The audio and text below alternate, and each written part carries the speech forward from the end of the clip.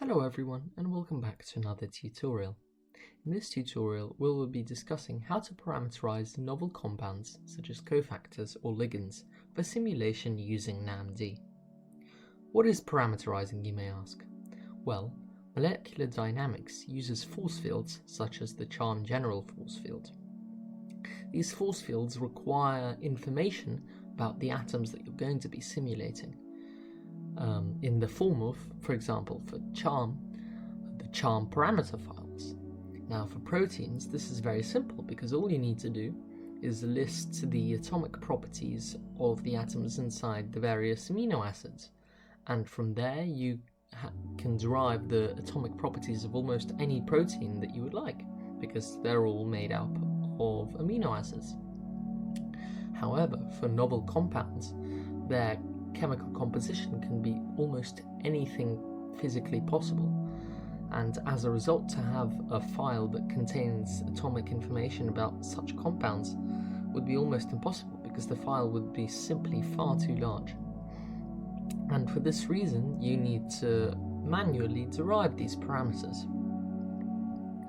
This is one of the most tricky parts of molecular dynamics, because deriving these parameters yourself, you need to make sure that they as closely as possible resemble real life. After all, the entire point of doing molecular dynamics simulations is to draw predictions and conclusions about real life. Because of this, if you're doing things such as proper, good, in-depth research, what you're going to want to do is to, having generated your parameters, you're going to want to experimentally verify them, or let alone that, even experimentally derive your parameters. However, quantum mechanical and parameterizing algorithms can give you a very good estimate as to the real life values of those parameters. Now, for NAMD specifically, I've found that websites such as SwissParam or CJNFF Parachem don't work that well, mostly because they don't give you the necessary files to generate the PSF files for your novel compound. Because of this, we're going to be using our good old friend CHARMM-gui. Now, before you head over to CHARMM-gui, what you're going to want to do is head over to the RCSB website and find a protein or another structure that contains a novel compound that you would like to simulate. I have chosen 6L1H, which is a photochlorophyllide oxidoreductase bound to NADPH. What you're going to want to do is download the file in a PDB format. As you can see, I have already done this. You're going to then want to load up VMD and open the protein that you have downloaded. Go to Mouse and select the Pick tool, and then use representations to separate out the thing that you want to parameterize. For this, I will write all not water and not protein, because those have already been parameterized, with the parameters being in the CHARMM-gui general parameter files. So there we are. These are the two NADPs in our structure.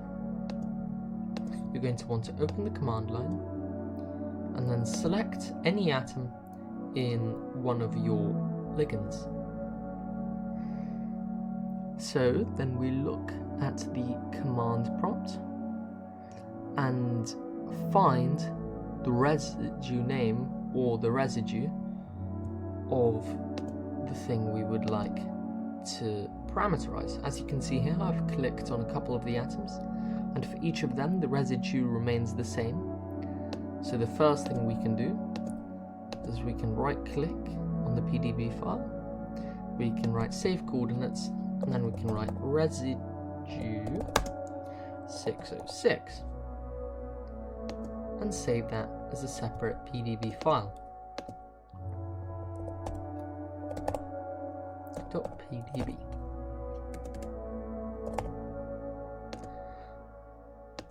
Then we select our next ligand if you have more than one. So this one is called residue 607. So we will save that. like so.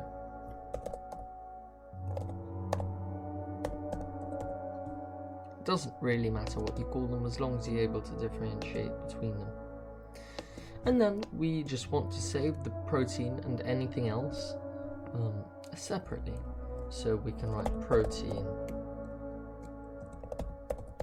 I'm not going to bother saving the water because that will be generated when we solvate the protein anyways. Protein.pdb. What you then want to do is head over to the CHARMM-gui website. Go to Input Generator, Ligands Reader and Modeler, and scroll down. You could draw in a ligand using Marvin.js. You could load in a PDB ID.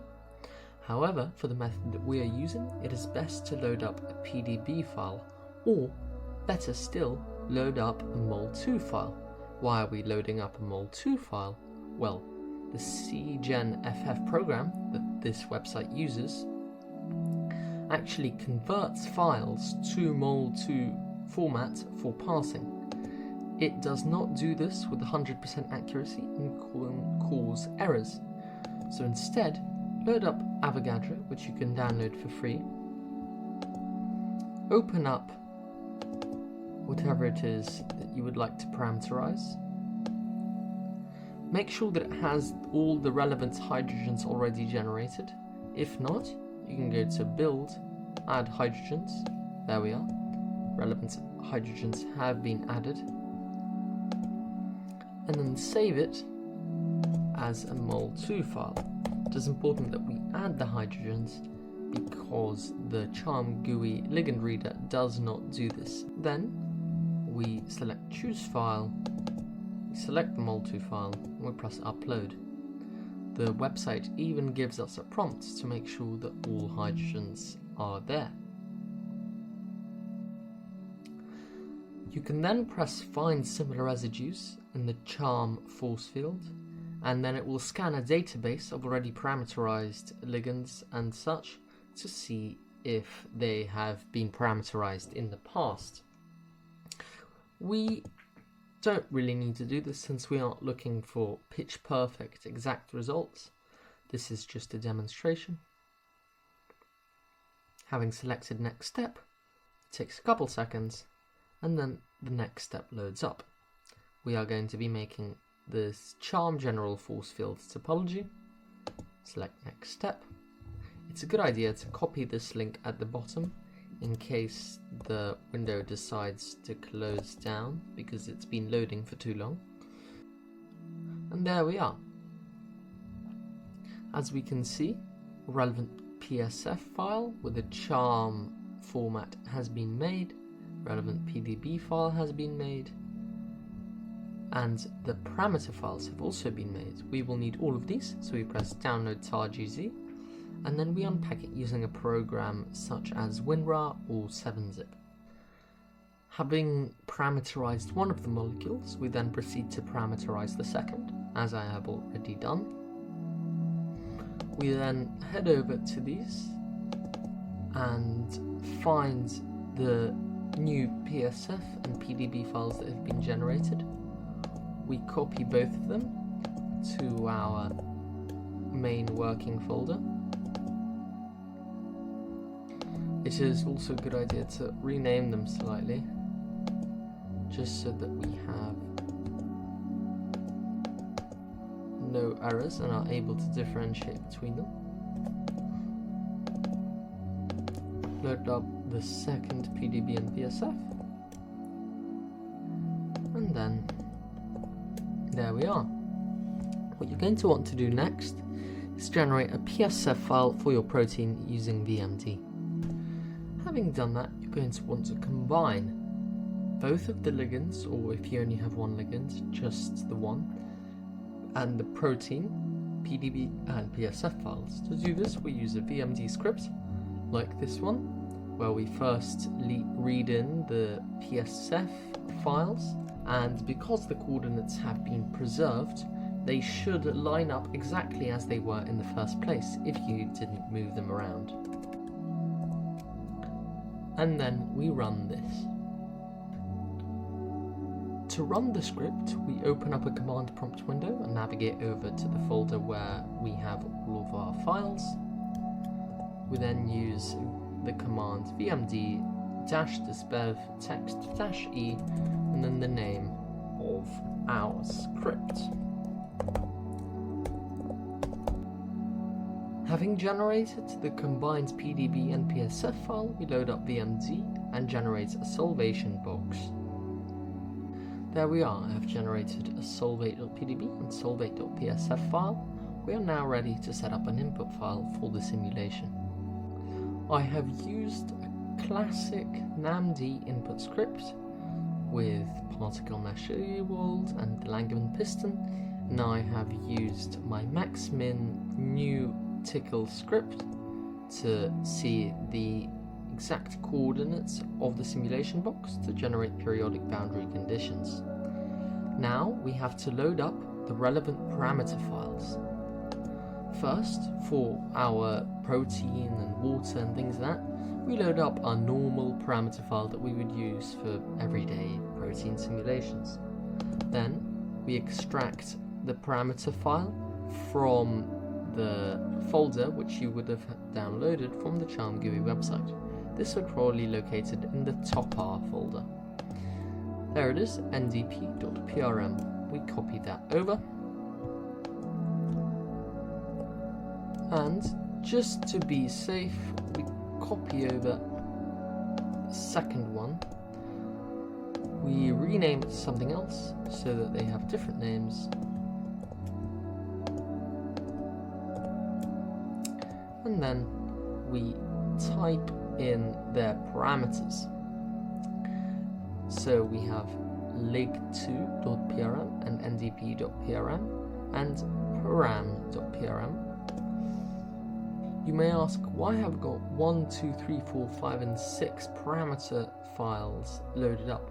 Well, when I first ran the simulation, I got an error stating that a specific atom type could not be found. Seeing as CHARMM-gui did not give us any files where an atom type was specified, I suspected that the atom type might be defined in another general CHARMM parameter file. So I downloaded all of the CHARMM parameter files, renamed them to 1, 2, 3, 4, 5 and 6, which would correspond to one of them being about proteins, one of them being about nucleic acids, another one being about lipids, etc, etc.